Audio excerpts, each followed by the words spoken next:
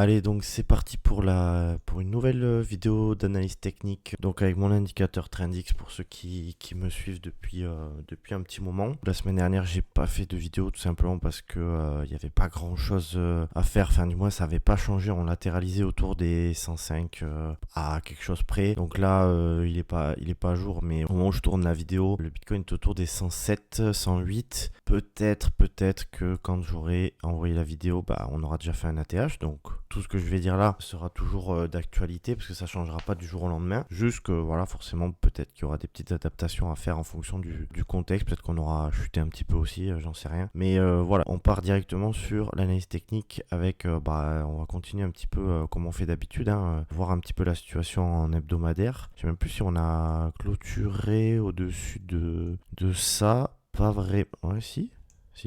J'ai besoin d'aller voir un petit peu en profondeur. J'ai pas trop préparé la vidéo, mais j'ai quelques idées, vous inquiétez pas. Ouais, on a clôturé au-dessus. Donc bref, voilà, tout ça pour dire que ça me permet de dire que ici, on a clairement une dynamique haussière depuis le mois de novembre 2022. Donc tous ceux qui crient à un top de marché ici et là, peut-être qu'ils ont raison. En tout cas, ils auront eu tort, tout ça. Donc peut-être qu'ils auront raison ici, ou bien en fait ici là, parce qu'on est en train de faire, c'est qu'on est en train de sortir de... Donc je vais essayer de reprendre un petit peu avant, parce que là je m'excite un petit peu. Mais du moins, au mois d'avril, en fait, on est revenu retester cette zone, donc les plus hauts de 2024. On n'a même pas touché cette zone que finalement les acheteurs ont racheté, donc c'est très...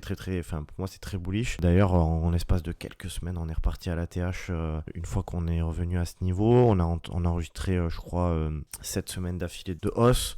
Bref, voilà, que du positif. Là, actuellement, on est en train finalement un petit peu de faire un retest de cette zone, vous voyez. Là, j'avais fait un espèce de range. Pour moi, c'était le range de la fin de l'année 2024. On est revenu dedans. On n'a même pas refait de range. On est parti direct de l'autre côté.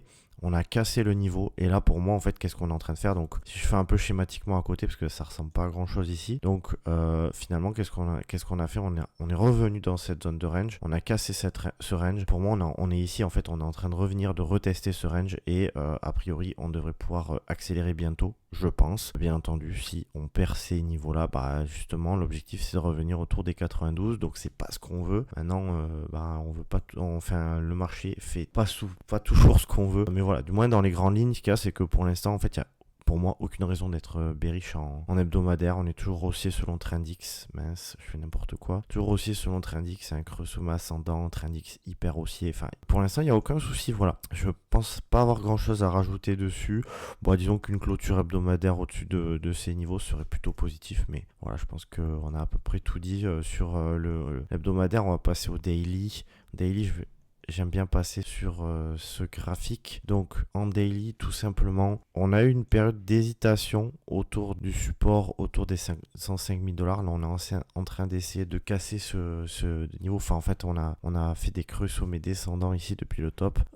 On a retesté cette zone. Finalement, on la valide. Enfin, j'ai l'impression d'ici là, peut-être que sur le graphique, vous regarderez si on a cassé au-dessus, enfin, si on a clôturé au-dessus de ces niveaux ou non. Et si on a clôturé au-dessus de ces niveaux, pour moi en fait ça veut dire que les acheteurs sont puissants et que en fait un retest de ce niveau est possible, mais voilà, en gros les acheteurs gagnent pour moi si on clôture au-dessus de ces niveaux, mais je pense qu'après on peut accélérer bien au-dessus de la TH, on verra. Sinon si on perd ce niveau, pour moi c'est déjà minimum 98-99, donc en dessous des 100 000, et puis après sinon on a un autre niveau de support ici autour des 92 comme on en a parlé en hebdomadaire. Puis en ce moment, entre temps on a Trendix qui remonte, on sait que ça peut être un niveau de support. Ici ça a été un niveau qui a été important, même si on a tourné autour, parce que des fois on s'en sert comme support, des fois on tourne autour, enfin c'est souvent un niveau assez important, assez intéressant. Ici on avait rebondi pile dessus, ici c'était un peu le même niveau que là récemment, c'est à dire qu'on a tourné vraiment autour. Voilà, donc bref, on verra au fur et à mesure. A priori quand je sortirai la vidéo on sera pas là, du moins je l'espère, ni là, mais voilà, du coup c'est plutôt positif. On espère une clôture au-dessus de ça, peut-être que enfin très probablement que tu auras la réponse quand tu regarderas ma vidéo. Ici, tac, voilà, donc je sais pas moi, en gros 107 000 $, ce serait vraiment très positif. Et puis derrière, il y a moyen qu'on accélère assez rapidement parce que là on a un peu mijoté pendant quelques temps. Et ce serait vraiment pas mal qu'on accélère vraiment, qu'on se sépare vraiment de tous ces sommets, parce que on a beau avoir fait un nouveau sommet qui est quand même nettement supérieur à cela. J'aimerais vraiment que maintenant on accélère en fait, voilà, que soit gagné, que les acheteurs soient tous, finalement que le marché se tourne vraiment nettement à l'achat, puisque là il y a eu de la prise de profit, hein, clairement. Donc voilà pour ce qui est du Bitcoin. Derrière je vais passer donc à Ethereum en hebdomadaire. Donc en hebdomadaire, donc moi j'étais resté sur ça, donc en fait ça a tout simplement pas changé. Là, comme je disais, hein, j'en parlais, c'était du coup il y a 2 semaines je crois. Je disais voilà, Ethereum, ici ça risque d'être un niveau un peu embêtant. Enfin ici je disais qu'ici c'était une zone de résistance selon mon indicateur Trendix, donc c'est exactement ce qui est en train de se passer, et c'est quand même assez logique puisque ici on avait rebondi plusieurs fois, ici plusieurs fois. Derrière c'est logique en fait que ce soit une zone de résistance, mais mon indicateur est une autre manière de valider ce niveau, hein, j'ai envie de dire, forcément puisqu'il se base sur des choses de la sorte, on va dire. Donc tout ça pour dire qu'on est en train de se consolider ici. Pour moi, le niveau qui est vraiment important à garder, c'est les 2100 $. En fait, on voit bien que c'est un niveau important où on se fait rejeter. C'est vraiment un aimant où on se fait rejeter, ou bien on rebondit dessus depuis 2021. Donc pour moi, si on garde ces 2100 $, ça veut pas dire qu'on peut pas revenir ici, admettons, et puis repartir en double bottom. C'est pas ça que je veux dire, mais ce que je veux dire, c'est que si on perd ce niveau, en fait, juste on revient pour moi à ces niveaux-là. Donc ce serait pas forcément très positif, sauf pour ceux qui veulent accumuler encore. Mais disons que je pense que tant qu'on reste ici au-dessus de là, il y a vraiment moyen que là, on arrive autour des 4000 $ incessamment sous peu, on va dire. Et puis je vais enlever ce schéma un petit peu moche, et en fait, voilà, derrière l'objectif, c'est de casser ce niveau-là qui retient le cours depuis 2024, une fois, 2 fois, 3 fois. Bon, moi déjà je pensais que la dernière fois on passerait, on n'est pas passé, c'est comme ça. Je pense que cette fois-ci, si on revient par là, on va casser ce niveau, voire même on va le casser direct en fait. Je pense, parce que de toute façon, on voit bien que ces niveaux retiennent le cours depuis 2021, mais quand ça va péter, à mon avis, ça va être très très puissant, et on les pètera, je pense, très fortement. Bien sûr, fais tes propres recherches, etc., etc. C'est pas un conseil d'investissement, mais du moins, bon voilà, j'ai accumulé autour d'ici. J'ai pas l'habitude de faire ce genre de stratégie, parce que d'habitude j'accumule plutôt à des niveaux, par exemple ici je suis au-dessus d'un support, etc. Maintenant, quand j'ai vu un Ethereum en dessous autour des 1500, avec tout ce qui s'était passé là, c'est-à-dire que pour moi en fait ça c'est un retest d'une zone de demande assez importante. Voilà, en fait j'ai pas forcément envie d'attendre, et même pour moi c'était des niveaux assez intéressants. Vous voyez, en mensuel en fait on a fait un double bottom, on est revenu ici, on l'a retesté une fois, retesté une deuxième fois. Alors on peut dire que c'est un M-top ici, c'est totalement possible que ça en soit un. D'ailleurs, si on pète en dessous d'ici en mensuel, c'est très très très très très moche. Mais pour moi, la tendance en fait elle est plutôt orientée à la hausse, donc je le prends plutôt comme un retest, et derrière une accélération. Mais bon, ça voilà, on verra un petit peu. Ça, on peut tout voir dans un marché, mais disons que je préfère me fier à la tendance principale. Donc voilà pour Ethereum. Du coup, voilà l'objectif. Vous avez un peu tous les niveaux clés. Pour moi, 2100 à garder. Si on les garde, on va à 3009, 4000, et derrière les 4000 à péter. Il faut vraiment que cette zone se fasse dégager, mais genre fortement, pas un vieux truc comme ça, ou alors derrière on fait ça. Donc voilà pour Ethereum, voilà pour le Bitcoin. Je vais passer assez rapidement sur la Bitcoin dominance, parce que ça je la fais plus ou moins chaque semaine, et au final elle évolue pas toutes les semaines bien entendu, mais très rapidement. J'avais fait ce schéma pour ceux qui n'ont pas forcément vu les autres vidéos. Donc tout simplement Bitcoin dominance qui monte égale Bitcoin season, Bitcoin season quand la dominance baisse. Donc ça voilà, si vous êtes un peu dans les cryptos, vous commencez à savoir ce genre de choses. Alors là bien sûr mon schéma est pas totalement vrai, dans le sens où il faudrait mieux faire comme ça, et puis on verra quand est-ce qu'on aura l'altcoin season qui se déclenche. Pour moi l'altcoin season elle se déclenchera au moment où on aura un mouvement un peu comme ça, mais qui restera dans le temps. Donc un mouvement de ce style. Là, on aura, à mon avis, on va avoir besoin de cette période. Après, peut-être qu'on va faire directement un truc comme ça, et puis faire comme ça, faire différemment. Hein. On fera pas forcément exactement quelque chose comme ça. Mais je pense que ça prendra du temps, en fait, avant d'arriver à faire vraiment une grosse percée avec une grosse rotation des capitaux comme ça. Je pense que ça prendra du temps. Donc je pense qu'en fait, les gens sont un petit peu trop, ils sont un petit peu trop impatients. Moi, le premier, c'est vrai que je me dis depuis 2022, voire 2021, 2021, du coup, enfin plutôt ouais, fin 2021, finalement la tendance est plutôt haussière, donc ça veut dire que les capitaux se dirigent pas trop vers les altcoins. Il y a eu des altcoins qui ont performé, des rares altcoins, certains qui tiennent pas trop mal, d'ailleurs j'en ai partagé pas mal sur la chaîne depuis le début, même avant, j'étais même pas sur la chaîne YouTube avant, pour ceux qui me suivent depuis le tout début, j'étais sur Substack où je partageais que j'étais bullish sur le BNB, sur Dogecoin, tout ça c'est des actifs qui ont quand même bien évolué à la hausse si tu as commencé à investir dans ces eaux-là en 2023. Mais bon, faut avouer que pour l'instant, les performances sont pas à hauteur de ce qu'on a eu en 2021, mais en fait, c'est plus ou moins normal. Et ça, c'est vraiment ce qu'il faut se dire, je pense.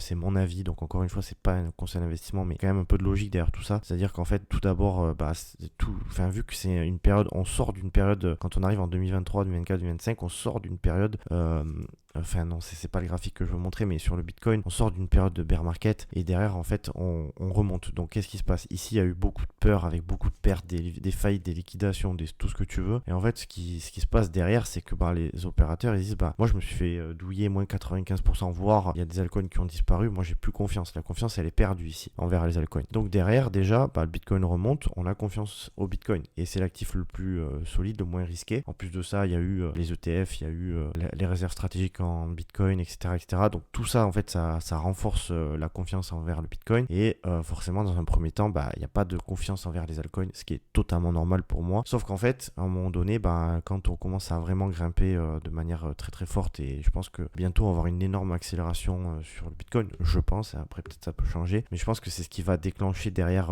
quelque chose sur les altcoins et à force de faire des bénéfices sur le Bitcoin, les gens vont mettre sur les altcoins et derrière forcément un peu de capitaux sur les altcoins, ça va faire monter les capitalisations très rapidement puisque c'est très très très très faible capitalisation que si on compare à même à du Bitcoin, mais même en dehors du Bitcoin, si on le compare à des actions type les indices S&P 500 ou quoi que ce soit, c'est tout petit, donc forcément ça monte hyper vite, c'est pour ça que c'est très volatile et je pense qu'en fait on est dans une période où il y a des belles choses à faire, du moins à construire, parce que je pense que c'est vrai que comme je venais le dire, si je prends l'exemple du Binance Coin où j'ai investi par ici, pareil, j'avais investi par ici, pourquoi? Parce que je trouvais que ça montait beaucoup sur beaucoup d'altcoins et pas sur le BNB, et pour moi c'était un lag entre guillemets dans le sens où le BNB, Binance Coin c'est quand même la plateforme numéro 1, très solide, etc., etc.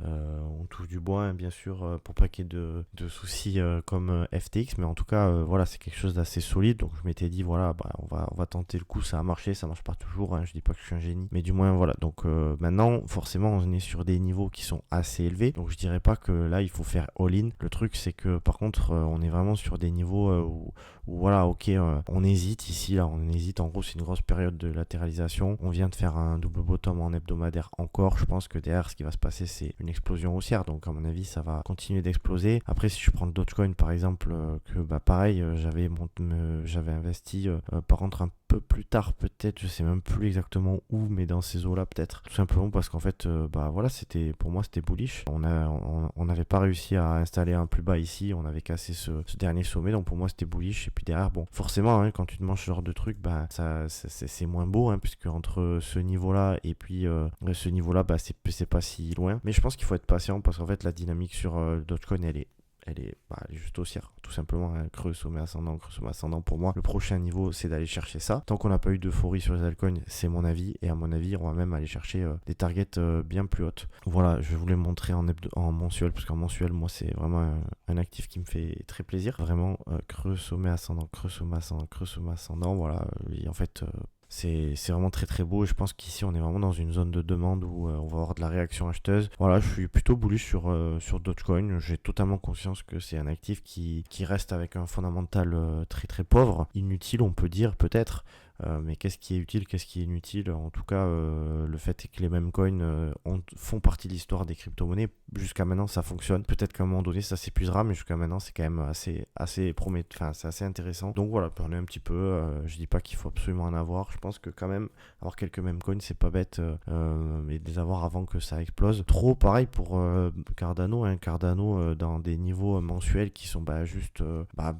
pour moi, en fait, juste c'est magnifique hein, d'avoir des retours comme ça en mensuel. C'est énormissime. Donc pareil, hein, pour moi, l'objectif sur Cardano, c'est d'aller chercher un nouveau sommet. Et puis pour l'instant, en fait, on a quelque chose d'assez propre hein, qui se dessine. Donc tant qu'on perd pas ces niveaux, c'est vraiment très propre. Et je pense qu'on aura une accélération. On voit bien qu'on est en train d'accélérer petit à petit. Et après, on aura une accélération peut-être un peu verticale. Je sais pas jusqu'à combien, 10, 11, peut-être plus, j'en sais rien. Mais en tout cas, ce qui est sûr, c'est que si vous voulez, si un jour, parce que c'est pas une obligation, mais si un jour on est par là et qu'on me demandera, bah Manu, est-ce que ici il faut acheter? Bah peut-être pas parce que peut-être que il fallait acheter déjà à ces niveaux-là, peut-être qu'il fallait acheter à ces niveaux-là parce que c'était pas vertical en fait tout simplement. Et peut-être que quand on sera là, ça aura monté de 5000%. Bon après je dis ça, elle sera peut-être beaucoup plus bas, j'en sais rien, mais voilà, bah là ce sera pas le moment. Et malheureusement aujourd'hui mes vidéos elles font pas énormément de vues. D'ailleurs si jamais tu veux me booster la chaîne et me faire plaisir, n'hésite pas à mettre un petit like et un petit commentaire. Mais je pense que voilà, si je continue et que ça se passe bien, parce que why not, et si quand on sera là sur les altcoins, je pense qu'il y aura beaucoup plus de monde. Et puis là on posera des questions, on me dira oui mais si il faut acheter peut-être machin, parce que ça va aller à 7000. Ouais d'accord, mais sauf qu'en fait à un moment donné tout monte pas indéfiniment, et à un moment donné ça se pète la gueule, il y a ça, et puis après tout le monde s'en va. Donc voilà, moi je pense que c'est une bonne localisation pour accumuler sur Cardano, sur Dogecoin. Mais si on croit en ces actifs, hein, voilà, un minimum, que ce soit d'un point de vue fondamental, que ce soit d'un point de vue hype, que ce soit de n'importe quelle raison, il faut quand même y croire, il faut quand même faire ses propres recherches, comme je dis. Mais bon, en tout cas, c'est des niveaux assez intéressants. Sur XRP, c'est pas, à mon avis, des niveaux intéressants mais c'est pas hyper vertical, hein. Ça pourrait être plus vertical que ça, mais quand même, voilà, on voit bien qu'on a bien explosé, donc ça commence à être un tout petit peu touchy, à mon sens, d'investir dans dans le XRP, pardon. Même si, à mon avis, si ça pète ici, hop, tac, au-dessus de ce niveau, derrière, ça va exploser encore. Je dis pas le contraire, je dis juste que, voilà, peut-être que ceux qui voulaient accumuler, il fallait accumuler dans ces zones-là. Moi, je n'avais pas acheté pour XY raison, mais voilà. Voilà, il y a beaucoup d'actifs qui sont dans des zones très intéressantes. Je vais pas toutes les faire et je les fais pas je fais pas tous les mêmes à chaque fois, même si je montre quand même souvent ce que j'ai déjà partagé depuis un moment. Tout simplement, ça fait sens aussi de voir ceux qui sont intéressants, qui sont encore intéressants, et puis comment ça évolue dans le temps au final. Mais à un moment donné, dans quelques mois, peut-être ça se comptera en années, on verra bien. Il faudra aussi être vigilant, et aujourd'hui, j'ai pas envie d'être vigilant, puisque à part Bitcoin, bien sûr, Bitcoin qui a vraiment explosé, sinon les autres, pas grand chose. Donc soit on n'y croit pas en effet, soit on y croit comme moi, et je pense qu'à un moment donné, un jour ou l'autre, ça se dirigera vers les altcoins, et là ce sera un peu trop tard pour tous ceux qui auront attendu, tous ceux qui attendent d'avoir des prix intéressants quand ça explose. Et c'est peut-être maintenant les prix intéressants. Donc voilà, on verra tout ça. N'hésitez pas à lâcher un petit like, un petit commentaire si jamais vous avez aimé la vidéo. Puis sinon on se retrouve la semaine prochaine, ou bien sur X pour des analyses sur le Bitcoin, etc., des petits avis perso. Et puis voilà. Allez, bye bye.